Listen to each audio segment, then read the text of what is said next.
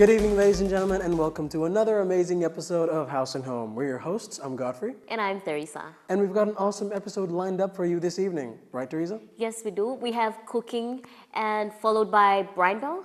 And then we have some beauty tips followed by a bunch of DIYs.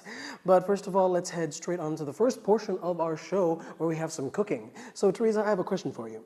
How much do you like bread? So much. I know, right? So much. Yeah. I can't picture living a life without consuming bread. It's almost impossible for me. I mean, I understand that there are people out there who eat bread or who don't eat bread, my bad. And that's completely fine. But I think to people here and to our audience, I think bread is paramount to our diets. So without further ado, let's head straight on to our cooking segment. Here's Chef Dwayne preparing for us some homemade bread.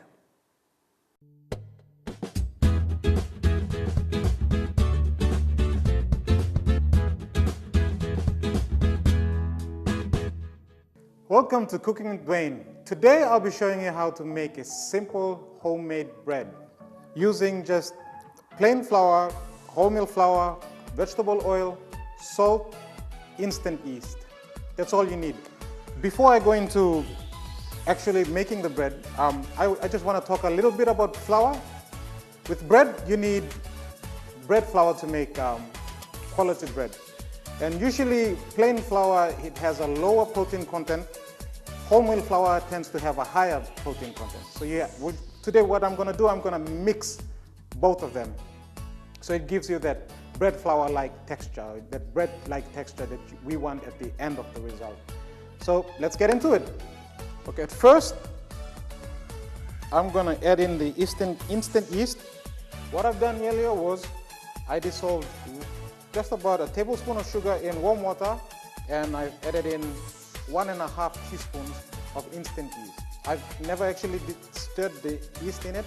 I just let it settle on top of the solution so it would activate. So as you can see here, this is what we want to get. It is foamed, so it means that the yeast is ready to use. So it's much easier to mix. Just going to add that into our mixing bowl. I'm just going to add in 1 tablespoon of vegetable oil. If you want to add 2, it's up to you. Just half a teaspoon of salt. If you love salt, then you can go 1 tablespoon if you like, 1 teaspoon if you like. Just going to mix this in. If you have, don't worry if you don't have a whisk. You can always use a fork. Just want to get this thing mixed up. Okay. I'm just going to add in the wholemeal flour and just mix that up.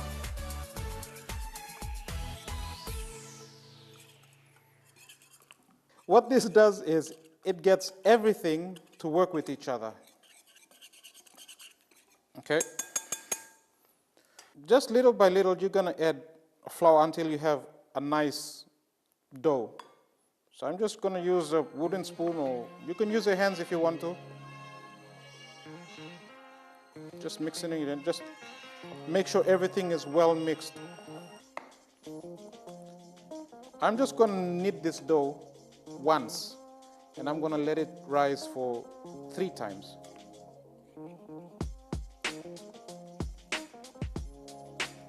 Just mixed it up. You just keep on adding flour until you have the dough consistency. I'll show you what I'm talking about in a short while.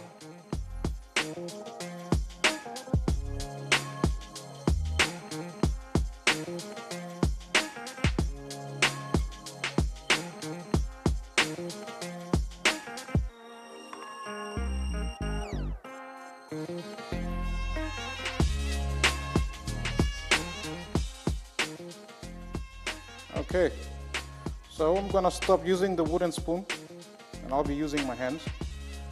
Make sure to wash your hands and have your nails trimmed all the time when you're doing baking or handling food with your hands.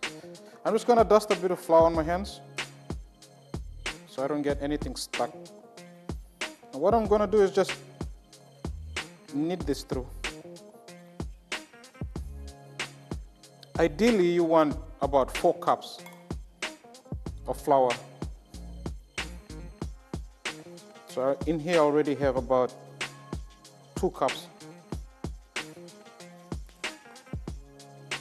I like to knead in a bowl because it's less messy and everything tends to come together well.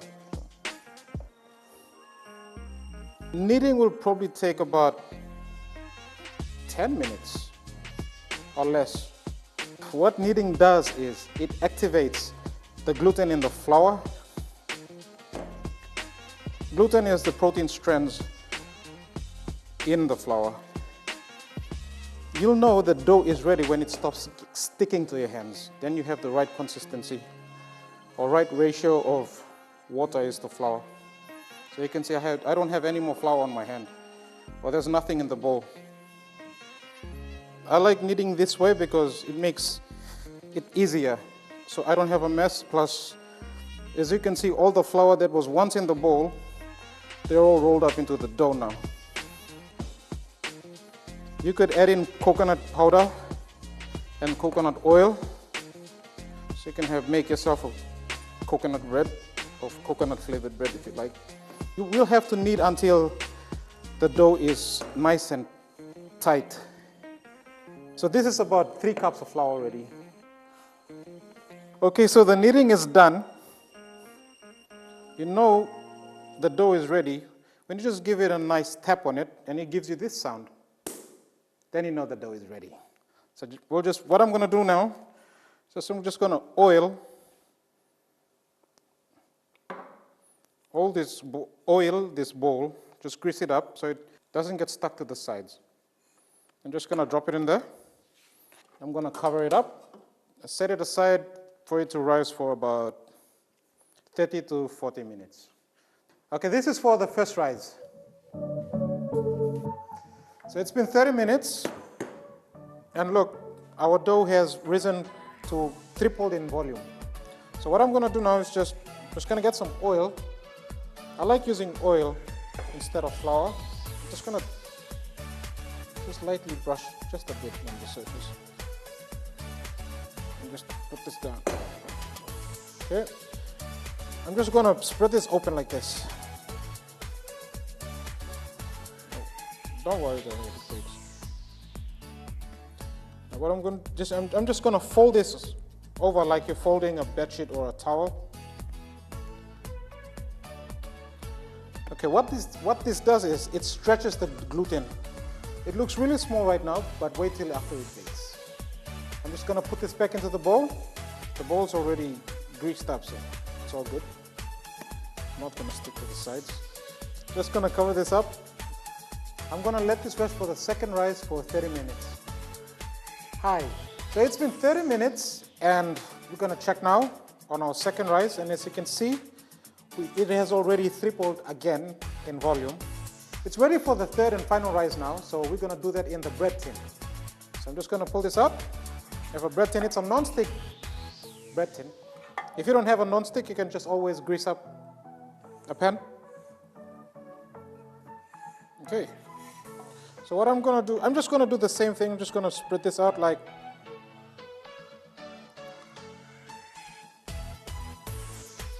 a sheath. I'm just going to fold this again.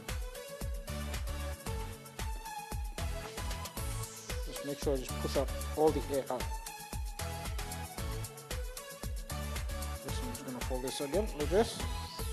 Just mold it into, just to fit the tray. I'm just going to do some marking on it, just for decoration.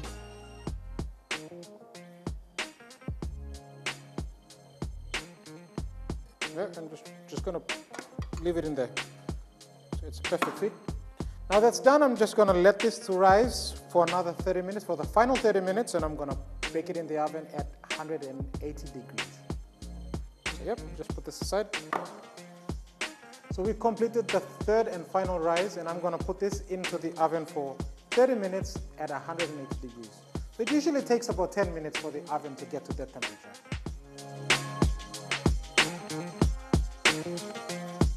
And the bread is ready. I'm just gonna plate it on this chopping board. Okay. And there you have it, homemade bread. You can have it for lunch, breakfast, dinner, make a sandwich, or have it with soup or noodles. This is Cooking with Dwayne, and I'll see you guys next time. Yep.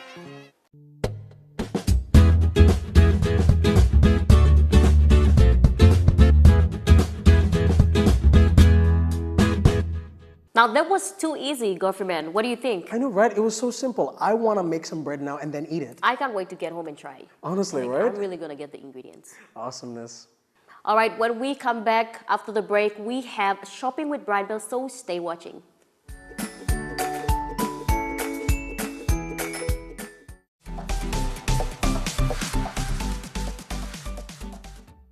Welcome back to the show. Now, this week on Shopping with Brian Bell, we have heaps of great, amazing products on the shelf. So let's check it out.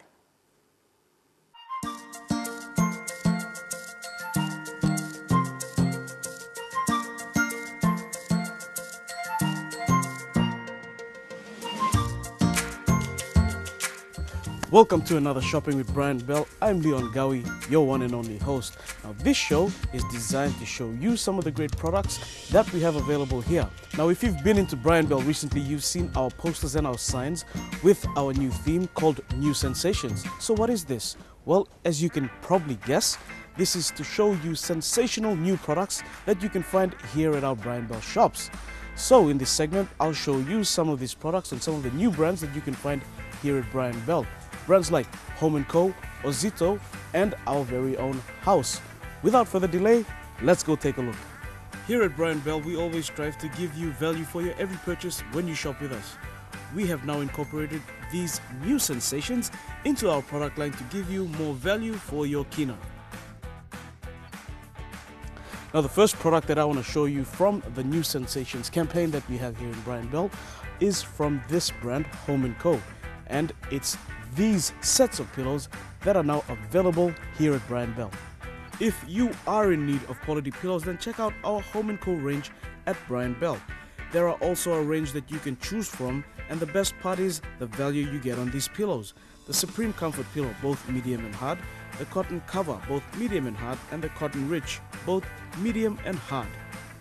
And the best part about these pillow sets from Home & Co, not only do you get one, but you get two comfy pillows to lie on, so it gives you value for your purchase. Now, the next brand is Ozito, which is also part of our New Sensations campaign. This brand is a range of power tools that are great to do all the fixing in your home, or it's perfect for the home DIY persons. That's Mr. or Mrs. Fix It in your house. If you have that relative, then these power tools are perfect for them for the next job. Since 1993, Ozito has been helping home handymen across Australia and New Zealand with their DIY projects and provide a wide variety of quality power tools at affordable prices. These Ozito power tools are more for domestic use and are not quite the industrial or heavy-duty power tools. Ozito power tools are for the DIY home heroes that can build and fix anything in their homes. Now, one product that I know we will love is this multifunctional tool from Ozito. If you're after something that can grind, cut and sand, well, this is the product for you. This Ozito multifunctional tool is suitable for a wide variety of applications around the home. It's ideal for grout removal, detail sanding, door lock installation and paint removal. The oscillating action enables precision cutting in wall paneling and plasterboard. Accessories can be attached at different angles, enabling you to operate the tool with ease in confined spaces. Sand, scrape, grind and cut perfect for multiple DIY applications. Variable speed for greater user control. 23 accessories included, and a short grip and side handles. Now, the last range of products that I want to show you is from a brand that is new here, and it's Brian Bell's very own Haus brand. This brand provides a wide array of different products that you can find at relatively good prices. We've got electric kettles, we've got toasters, we've got a slow cooker, electric frying pans, even irons and ironing boards. these are great for you to use in your homes. Seriously guys, this is a great brand that you can find here with great products. One such product is the 2-slice toaster that we have available from Haus. It has all the features you need in a toaster with defrosting, reheating and the cancelling function, electronic browning control, automatic bread centering for even browning and an integrated crumb tray. This is a great addition, and as if that's not enough, we even have combo deals on the Haus range of products that we have available. For example, if you need to get a quality toaster for your toast in the morning and something to boil water for your evening cups of tea or even your morning cup of coffee to kickstart your day, then this is the perfect combo set for you. We have a 2-slice toaster and a 1.7 liter Haus kettle that you can now get. Now the final product that I want to show you is from Haus, and it's this Haus slow cooker. Slow cookers are great to cook all your meals and also cook it in quantity, something that Papua New Guinean families always do, and that's cooking for the whole family. This product is perfect for that. It also boasts the following features: a large 6-liter capacity, great for large families, internal pot made from aluminium with titanium non-stick coating, 3 functions for cooking, low, high and keep warm, and it's easy to clean and operate. This is a great product to cook your next meal. Simply mix in some nice meat like lamb or chicken, combine that with some local veggies like your taro, cacao and your greens, and you'll have a meal that the whole family can enjoy. Well, it seems we've come to the end of this segment. I know you've seen there's some great products, part of our new sensation campaign here at Brian Bell. Don't just take my word for it, come on in and see it for yourself. We've got Haus products, we've got Ozito, and we've got Home & Co. So come on in, check those out, pick up some of the great products you can find here now that are giving you value for your money. So come on in and shop at Brian Bell. I know I'll be seeing you soon. And always remember, quality products, great services and great value. That's Brian Bell. Until next time, goodbye and God bless.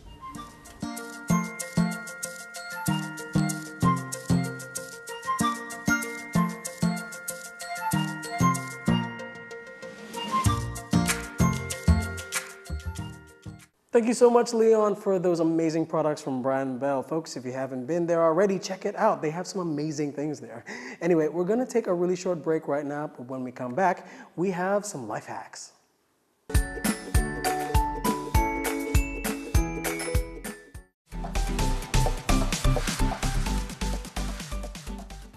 And welcome back to House and Home, ladies and gentlemen. So next up on the show, we've got life hacks, except this time, our old friend Billy's taking over. Yes. So let's see what she has to share with us. Hi and welcome to another fantastic edition of Life Hacks. Tonight we have 5 DIY life hacks that you can do in just 5 minutes.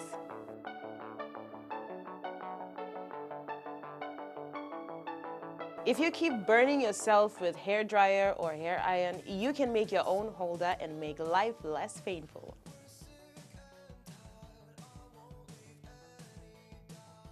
All you need is a pipe, a cute pair of socks, and there you have it. We painted the pipe to make it funkier for the dressing table.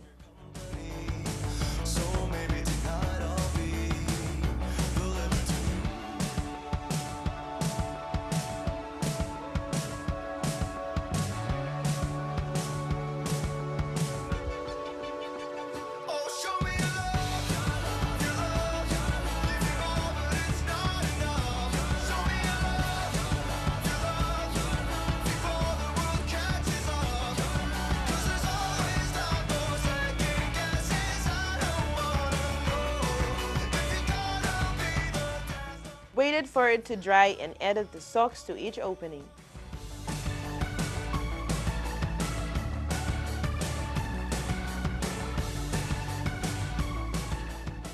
If you're a girl who has trouble with sorting earrings, you know how they get all tangled up and you keep missing a pair? Well, this life hack is so easy. All you need is a grater, some paint, and there you have it. You paint your grater to make it look pretty. Leave it to dry for at least 30 minutes and then you hook all your earrings on it.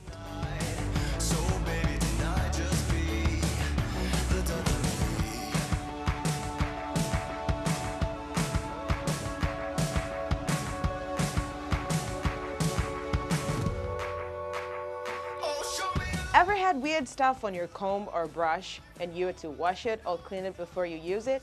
How annoying is that?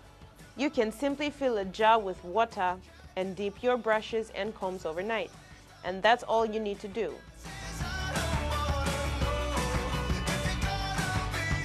You can change the water every 2 days so you know that your hair accessories are clean. Easy as 1, 2, 3. And that is all we have for life hacks tonight. Hope you enjoyed. And that was Life Hacks with Billie-Jean. That was amazing, Godfrey man. The spray painting and all that. You guys, I could see that you guys were having a lot of fun. Yeah, we just took a bunch of the stuff outside and we was like, shh, all over Yeah. it. It was really fun, yeah. All right, when we come back after the break, we have beauty tips next, so stay tuned.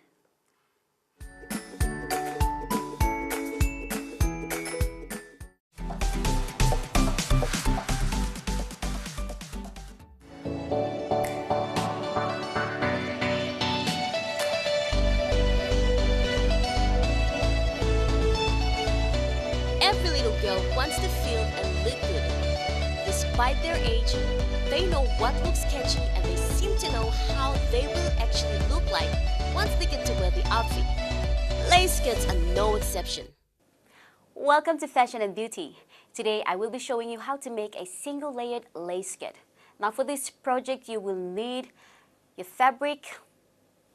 I chose a plain fabric so that my lace can stand out. So I have my tape measure, I have some pins, a safety pin, some elastic, a pair of scissors, and the master prop, like I always say, the sewing machine. So let the sewing begin. I have my fabric already cut, which is 21 by 16 inches. For beginners, it would be much more safer and easier to use a tape measure so that it guides your sewing.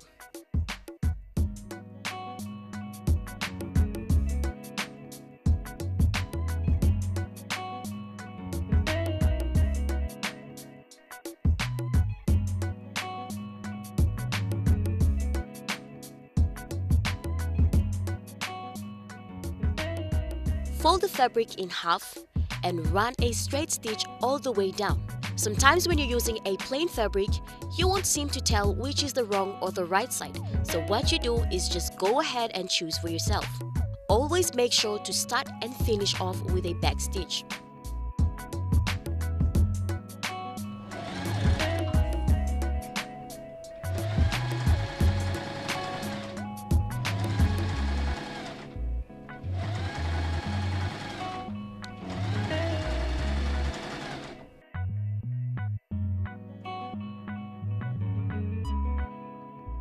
Once you're done, use a zigzag stitch to tidy up the edges.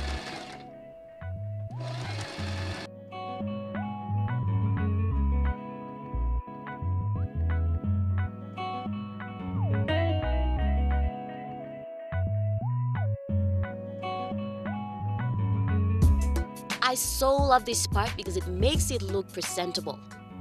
Then flip the skirt right side out.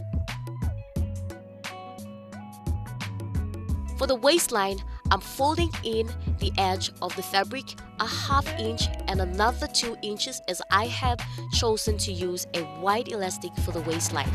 The next step is to fold in a ¼ inch and then another ½ inch. Use a straight stitch to sew all the way around.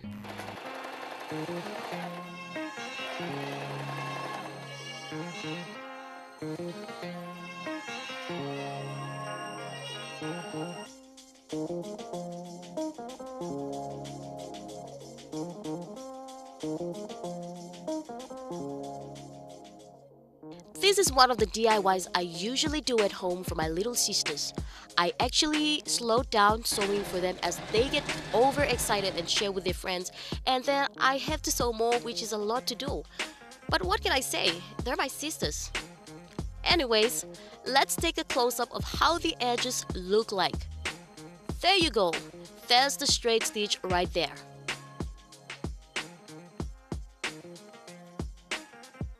Now I have my lace to add on.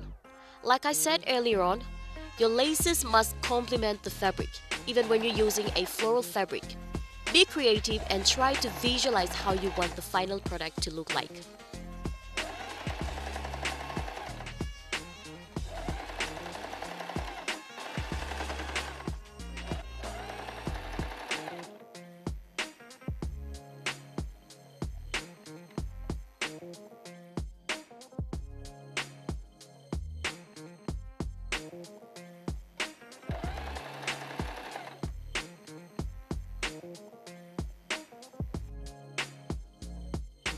And there you go. This is sketch should look like after you apply the lace. The final step is to apply the elastic to the waistline. So let's do this.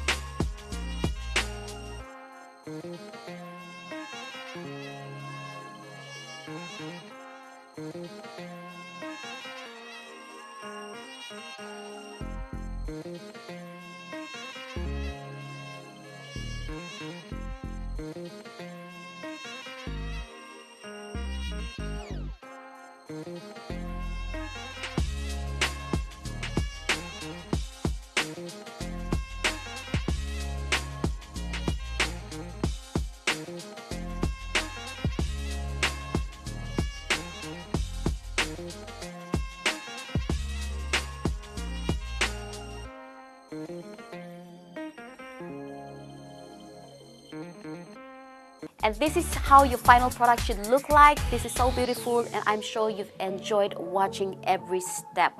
Now, if you want a written method, please let me know so that we can provide that on our Facebook page. And yep, thank you so much for watching, and tune in next time for another fantastic fashion DIY. Goodbye.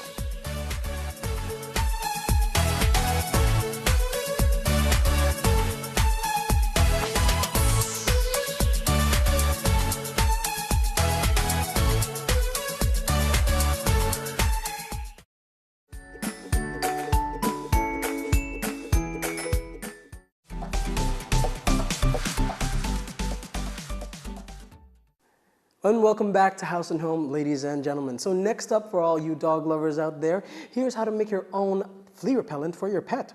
Let's take a look.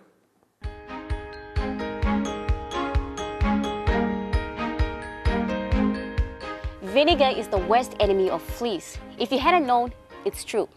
And when you make a homemade flea spray, it saves you time and money and reduces your pet's exposure to harmful chemicals and toxins that popular dog flea sprays are known for. While commercial flea sprays can be costly, but you can make an entire bottle of homemade flea spray in the comfort of your home. Yeah, so you can use ingredients that you already have at home. So this spray is effective and affordable. So here's how you can make it. You will need a clean spray plastic container half filled with water, a half cup of apple cider vinegar, and a clean cloth.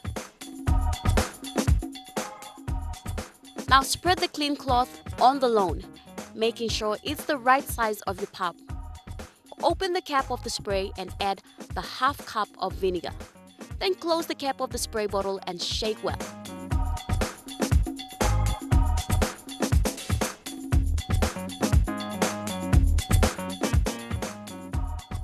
And there you have it, just water and vinegar. We're just gonna get ready and apply it on Whiskey the dog. Meet Whiskey.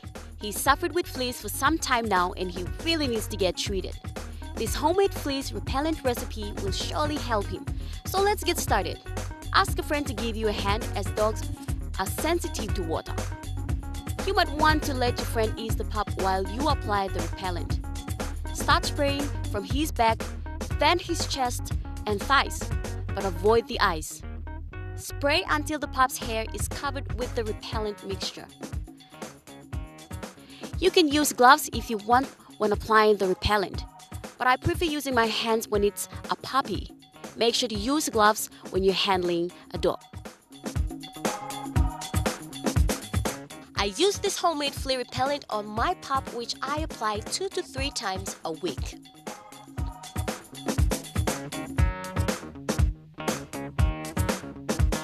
Get a clean bucket of water to wash the repellent mixture and the fleas off the pup, and wipe the pup with a towel.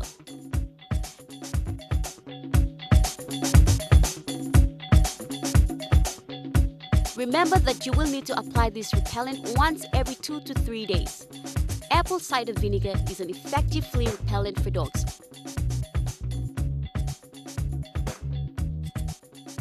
And there you have it, something simple to save cost.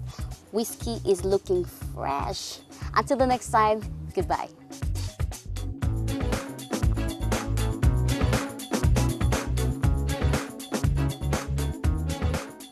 Oh, that puppy looks so adorable, Theresa. How did it go? No, I just added like water and vinegar, and it doesn't have to be a lot of ingredients, those two. Yeah, it was super simple. Oh, that's adorable. Anyway, we're going to take a short break right now. When we come back, though, I show you how to pick the best PC for your kids.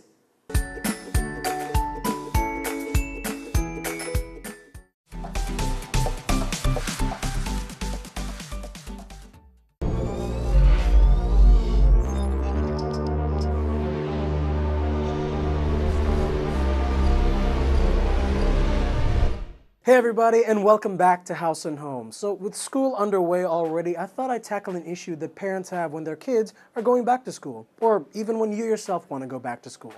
And that is picking the right PC, or rather, what to look for when you're looking for a PC. Nowadays, PCs are pretty much a norm for people in school. They'll be needed for assignments, file management, research, and it generally makes student life a little easier. So it's more of a question of which one rather than if. So when choosing the right PC for you or your kid when you're going back to school, you're going to need to be concerned about 4 main things.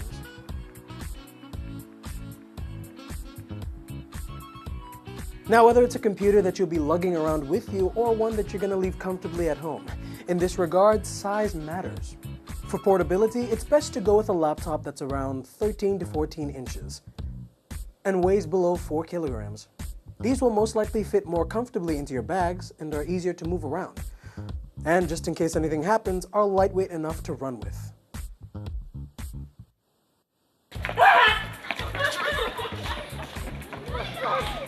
Now, anything larger than that, you should probably just leave at home.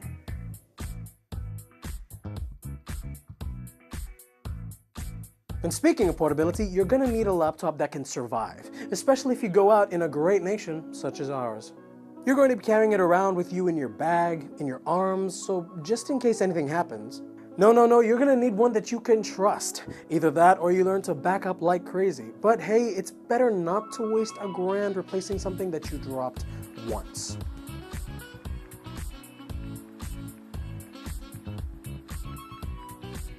Now the next thing you have to worry about is the processor, which basically dictates how powerful your PC is, what it can do, and how efficient it is.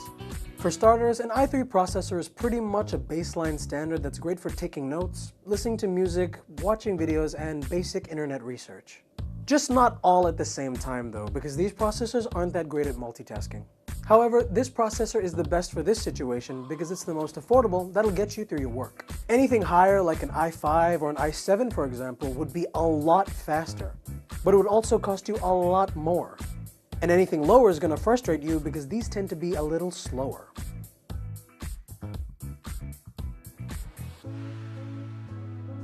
And finally, you're going to need somewhere to store all your work, music, research, and files like that, right? Now this is where memory comes into play. And just for holding files like these, I recommend going for a laptop that has a hard disk that's around 250 gigs. It'll get the job done and it won't be too costing for you. Though if you ever need to get more memory, you can always buy an external hard drive that'll run you back around, let's say $300 for one that's between 500 gigs and a terabyte. You could also go for a laptop that has a 500 gig hard drive, which will cost you a little bit more, but it'll give you ample amount of space to work with. The advantage there, of course, is that you may not need to get an extra external hard disk after all.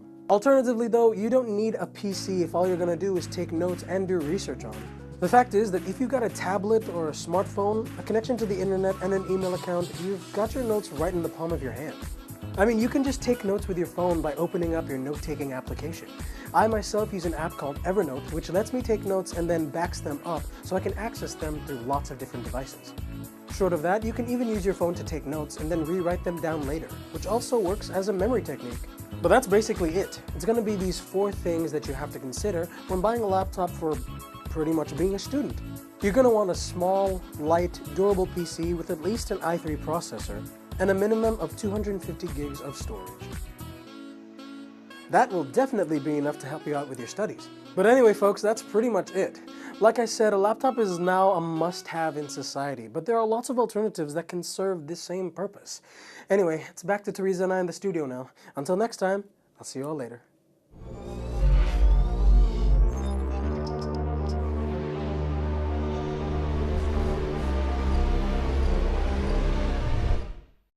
And that was Tech People with Godfrey Mann. Now you know how to choose your PCs for your kids, right, Godfrey Mann? Yep, that was pretty much it. But unfortunately, we've come to the end of another episode of House and Home. And don't forget to check out our Facebook page, like it, comment, and let us know what you think, what you'd like to see more of in the coming episodes.